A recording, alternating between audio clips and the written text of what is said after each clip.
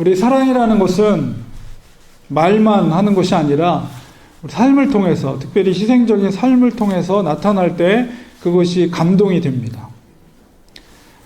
서울에 있는 양화진에 가면 우리 100여 년 전에 조선에 와서 복음을 전하였던 선교사님들과 또 평신도들의 무덤이 있습니다. 그 중에서 눈길을 끄는 묘비가 있는데요. 바로 이 묘비입니다.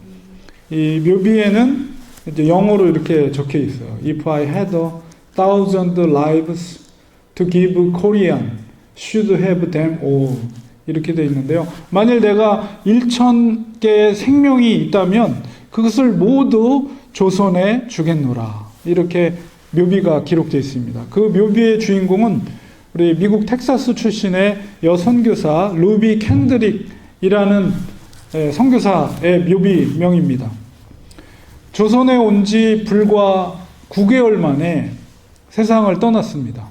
그때 그녀의 나이는 불과 25살이었습니다. 비록 짧은 생애를 살았지만 하나님의 실천, 하나님의 사랑을 실천하기 위해서 자기가 이제 고향으로 돌아가지 않고 텍사스로 돌아오지 않고 자기의 심장과 뼈를 바로 조선 땅에 묻히기를 원했습니다.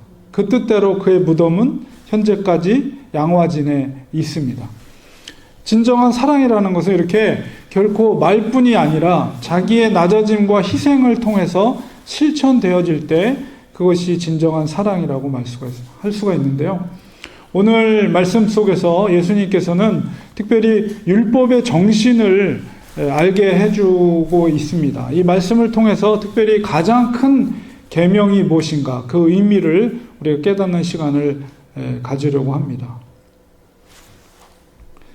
탐성도님이 안 계셔가지고 지금 제가 서머리를 준비했는데 제가 영어로 안 하겠습니다. 예. 어쨌든 이렇게 우리 설교에 서머리를 했는데 핵심적인 말씀은 오늘 말씀 속에서 이 상황을 살펴보면 그 전체 22장, 23장 그 부분이 종교 지도자들과의 논쟁 속에서, 예수님과의 논쟁 속에서 한 대화입니다. 당시에 이제 종교 지도자들, 당시라는 거 2000년 전 예수님 당시에 종교 지도자들은 두 부류가 있었어요. 사두개인과 바리새인들입니다. 근데 그 앞서 오늘 22장 앞서에 보면 먼저 사두개인들이 찾아와요, 예수님을. 그래서 사두개인들이 부활의 문제에 대해서 예수님과 논쟁을 벌이게 됩니다. 그러니까 사두개인들은 이 부활을 믿지 않는 그 당시에 종교 지도자들이었습니다. 그래서 사두개인들이 예수님을 찾아와서 부활에 대한 곤란한 질문을 예수님께 던져서 뭔가 그 논쟁 속에서 주도권을 가지려고 이렇게 찾아왔는데 예수님은 그들의 계획을 알고 있었고 그 곤란한 질문 앞에 예수님께서 지혜롭게 대답을 하셔서 그들의 뜻대로 되지 않았어요. 결국 논쟁에서 사두개인들이 이제 패배를 한 거죠. 그런 소문이 바리새인들에게도 전해졌습니다.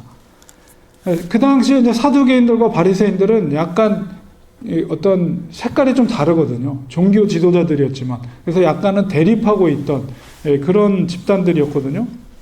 그렇기 때문에 그 소문이 바리새인들에게도 전해졌어요. 그래서 바리새인들은 사두개인들이 예수님과의 교리적인 논쟁에서 패한 것에 대해서 한편으로 흐뭇해했을 거예요. 그러면서도 또 한편으로는 바리새인들이 예수님을 경계했죠. 어쨌든 그 기득권들에 대한 도전이라고 생각했기 때문에 바리새인들은 특별히 그 율법에 능한 사람들입니다. 율법에 통달한 사람들. 그래서 이번에는 이 바리새인들이 예수님을 찾아와서 그 바리새인들 중에서도 특별히 율법을 잘 알고 있었던, 오늘 말씀 속에 한 율법사라고 이렇게 기록되어 있는데 바리새인입니다. 그 율법사가 예수님을 찾아와서 예수님을 시험하여 물었다 이렇게 말하고 있죠. 그러니까 바리새인이 예수님을 찾아온 것은 뭔가 진짜 궁금해서 찾아온 게 아니라 뭔가 이렇게 그 신앙적인 논쟁 속에서 대답하기 어려운 질문을 던져가지고 뭔가 공격거리를 찾기 위해서 율법사가 찾아온 거죠. 이 36절에 보니까 율법사가 먼저 질문한 것이 무엇입니까? 그것은 율법 중에서 어느 계명이 큽니까? 이렇게 질문을 했어요. 그래서 사실은 굉장히 많은 율법들 중에 과연 뭐라고 대답할지, 그리고 그 대답하는 것에 뭔가 허점을 찾아가지고 다시 역공격을 하려고 하는 그런 마음의 태도를 가지고 예수님께 질문을 던진 거죠. 예수님은 조금도 서슴지 않고 바로 대답을 하셨습니다. 37절에 보니까 뭐라고 하고 있습니까? 첫째가 되는 계명은 바로 내 마음을 다하고 목숨을 다하고 뜻을 다하여 주 너의 하나님을 사랑하라. 이렇게 말씀하셨어요. 이 말씀의 의도는 진정한 사랑이라는 것이 무엇인가? 그것을 바리새인들 혹은 사두개인들, 그 당시의 종교 지도자들에게 깨우침을 주기 위한 것입니다. 물론 이것이 우리들에게도 어떤 말씀의 깨우침을 주고 있지만은, 우리가 마태복음 22장 넘어 23장으로 넘어가면 거기에는 이 종교 지도자들과의 논쟁이 맞춰지면서 바로 그들을 향한 예수님의 신랄한 책망과 꾸짖음의 내용이 마태복음 23장에 기록되어 있어요. 종교인들의 역할이 무엇입니까? 그 당시나 지금이나 역시 마찬가지죠. 그 당시에는 모세의 율법에 의하면 바로 백성들을 대신하여서 제사를 집례할 뿐만 아니라 하나님 앞에서 성결함을 유지하면서 하나님을 진심으로 사랑하는 것입니다. 이게 바로 종교인의 역할이죠. 종교인의 모습이고. 그리고 그런 본을 백성들에게 그것을 보여주는 거죠. 진정 하나님을 사랑하는 것이 무엇인가. 그런데 예수님 앞에 나타난 이 사두개인들과 바리새인들의 태도는 전혀 그렇지 않았어요. 그들은 지식적으로는 수많은 율법과 계명들을 알고 있었습니다. 그러나 그의 삶의 태도는 기득권을 가진 정치 세력이 되어버렸어요. 그들의 어떤 기득권에 대해서 도전하는 세력이 나타나면 어떤 방법을 사용해서라도 그 세력을 제압하거나 혹은 제거하려는 일을 서슴지 않고 행했습니다. 특히 돈이 되는 일에 눈이 밝아서 그들은 그들이 해야 될 일을 망각하고 돈과 권력을 지키는데 열심을 다했어요. 물론 겉으로는 종교의 이름으로 그렇게 하는 거죠. 예수님을 찾아온 그 종교 지도자들의 목적은 진리를 논하기 위함이 아니라 바로 기득권에 도전하는 예수님의 그 세력을 꺾기 위한 거였어요. 이러한 와중에 예수님은 뭐라고 가르침을 주십니까? 율법의 진정한 정신과 그 본질이 무엇인가를 그것을 그들에게 직언하고 있어요. 그래서 바로 하나님을 사랑하는 거예요. 그 사랑은 말과 지식의 사랑이 아닙니다. 자기의 온 마음을 다하는 것입니다. 온 생명을, 자기의 목숨을 다하면서 사랑하는 것입니다. 그리고 뜻을 다해서 사랑하는 거예요. 진정한 사랑은 자기의 유익을 구하지 않습니다. 하나님의 자기의 것을 희생하는 삶을 사는 것입니다. 이 원리는 시대를 초월해서 모든 그리스도인들이 순종해야 하는 계명입니다. 우리들도 마음을 다해서, 생명을 다해, 목숨을 다해서, 뜻을 다해서 하나님을 사랑해야 합니다. 앞서 보았던 루비 캔드릭이 1907년에 왔거든요. 1907년에 조선 땅에, 1907년 조선 땅이라고 하면 얼마나 미개한 땅입니까? 그 땅에 올 수 있었던 것은 하나님에 대한 뜨거운 사랑 때문이었습니다. 하나님에 대한 사랑이 크면 클수록 하나님을 위한 위대한 일들을 행할 수가 있습니다. 하나님은 때로 우리가 하나님을 사랑하는 것을 확인하기를 원하셔요. 우리의 순종을 통해서. 하나님의 사랑의 판단은 우리의 삶의 중심이 어디에 있느냐, 거기에 달려 있습니다. 삶의 중요한 결정의 순간에 과연 우리는 어떤 기준을 가지고 그것을 선택하느냐. 우리는 하나님을 정말 사랑한다면 하나님의 기쁘신 뜻이 무엇인가에 집중해야 돼요. 자기의 유익을 먼저 구하지 않습니다. 우리도 정말 하나님의 뜻을 분별하고 하나님의 깊으신 뜻이 무엇인가를 깨닫고 거기에 순종하는 거죠. 그것이 바로 진정한 하나님을 향한 사랑입니다. 그런데 오늘 본문 속에 보면 예수님 당시의 종교 지도자들은 예수님의 삶과는 전혀 달랐어요. 종교 지도자들은 자기의 유익, 자기의 권리, 자기의 기득권을 위해서 종교적인 행위를 도구로 사용한 것입니다. 겉으로는 매우 거룩한 척 하지만 그들의 속사람은 전혀 거룩하지 않았어요. 겉으로는 하나님의 사랑을 말하지만 율법이라는 건 뭐예요? 우리가 거룩하게 되기 위해서 지켜야 될 것이죠. 말로는 그렇게 거룩한 삶, 하나님을 사랑하는 삶을 얘기하지만 그들의 삶은 전혀 하나님의 사랑과는 무관한 삶을 살았다는 거예요. 그러나 예수님은 성경의 진리를 선포하며 그 진리의 말씀대로 사셨습니다. 자기의 유익을 구하지 않았습니다. 하나님의 기뻐하시는 뜻에 순종했습니다. 하나님을 위해서 예수님은 죽기까지 순종하셨습니다. 그것이 바로 진정한 사랑입니다. 예수님은 온 마음을 다해, 자기의 목숨을 다해, 자기의 뜻을 다해서 그 주 하나님을 사랑했습니다. 그리고 39절에 둘째 큰 계명, 그것은 내 이웃을 내 자신과 같이 사랑하라. 둘째도 그와 같으니, 이렇게 39절 초반부에 말하고 있죠.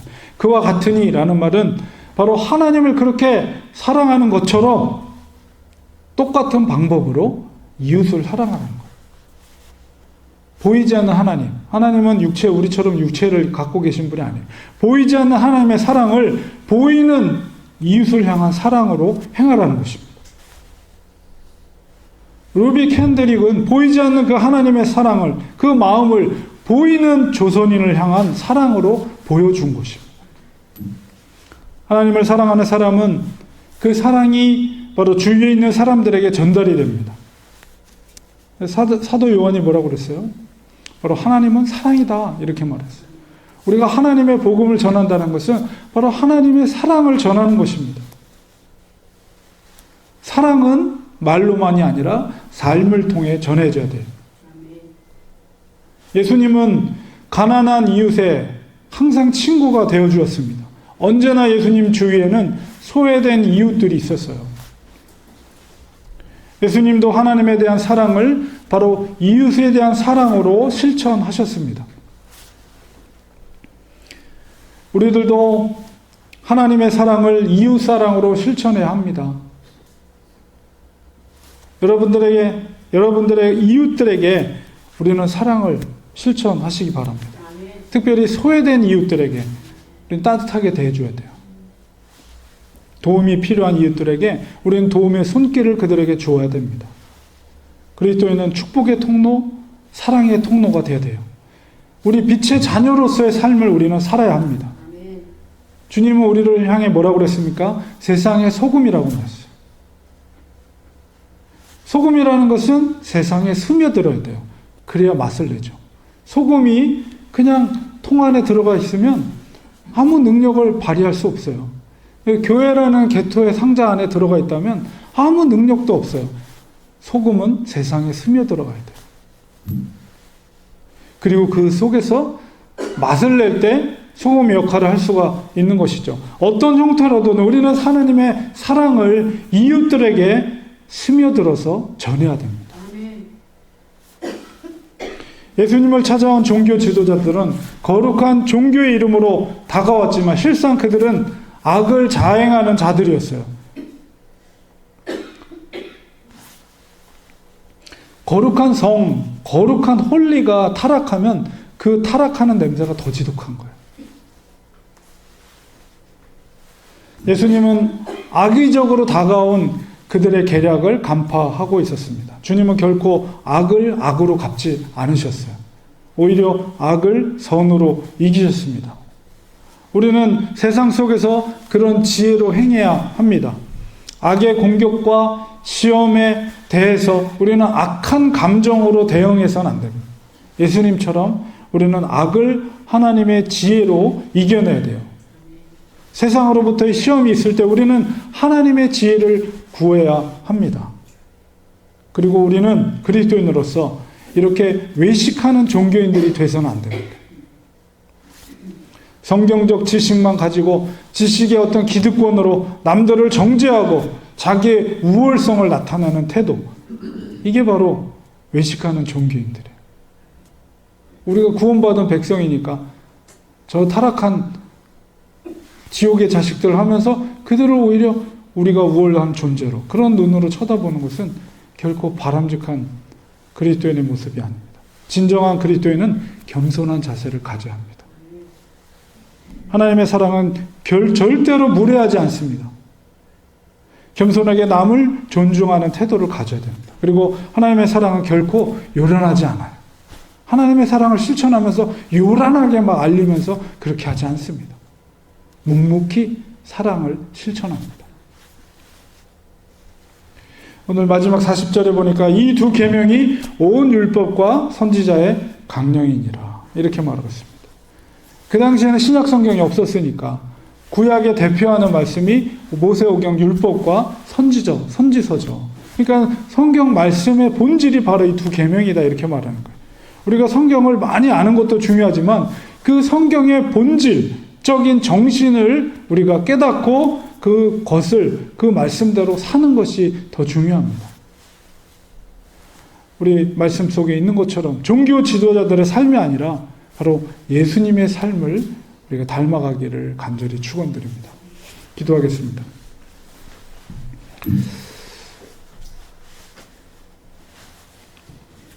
하나님, 오늘 말씀 속에서 하나님의 말씀의 가장 큰 계명이 무엇인가라고 했을 때 우리의 마음과 목숨과 뜻을 다해 하나님을 사랑하고 그렇게 사랑하는 것처럼 내 이웃을 내 몸처럼 사랑하라는 것입니다. 우리는 세상에 보내진 하나님의 자녀들입니다. 주님께서 우리를 향해 세상의 빛이요 소금이라고 말씀해 주셨습니다. 하나님, 우리가 교회 안에 갇혀있는 그리스도인들이 아니라 세상 속에 스며들어서 예수님의 사랑과 예수님의 진리를 우리의 삶을 통해서 나타낼 수 있는 능력 있는 그리스도인이 될 수 있도록 성령께서 우리에게 성령의 능력을 부어주시고 성령 충만한 우리의 삶이 될 수 있도록 도와주시옵소서. 예수님의 이름으로 기도드립니다. 아멘.